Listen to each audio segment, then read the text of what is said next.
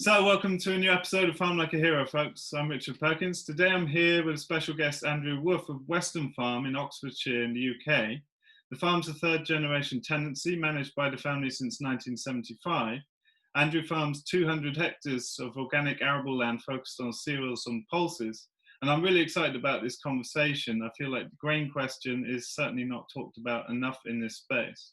He's transitioning towards sowing into roller crimp terminated multi-species cover crops and also runs a Hereford suckler cowhead, which are mob grazed with plans for future silver pastured plantings that they will be running. And transitioning from more conventional practices, even organic ones, is never free of complexity. So I'm super happy to have Andrew with us to share his insights and experience from the more broad scale perspective. So Andrew, thanks very much for taking the time to join us today.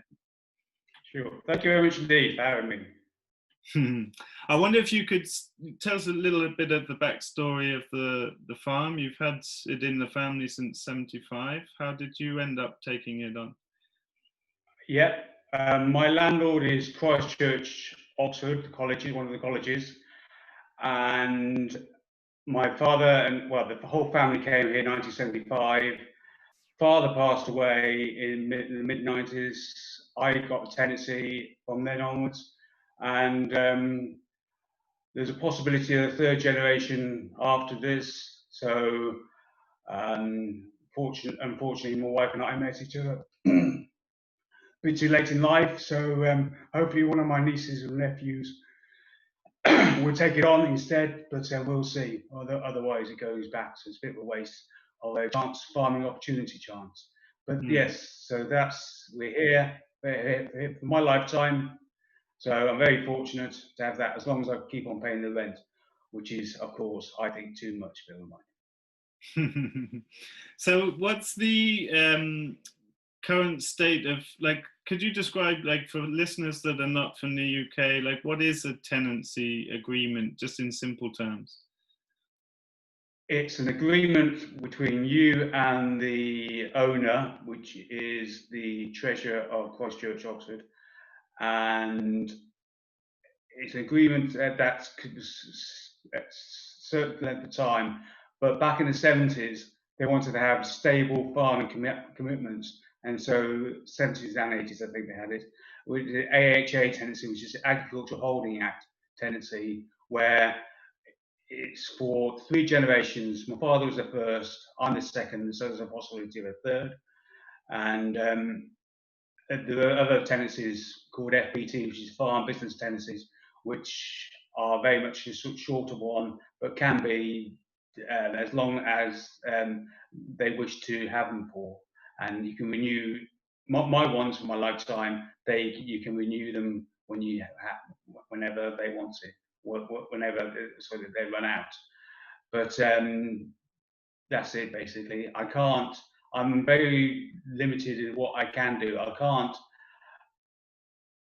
merely put the land out to contract and get someone else to farm it, because the money won't be in it for that. And plus, I'm restricted on what I can do. There's all things within agricultural law that you can and can't do, and things like that. Anyway, yeah. It's a quite common format in the UK for land owned by larger estates, isn't it? It's quite a common situation.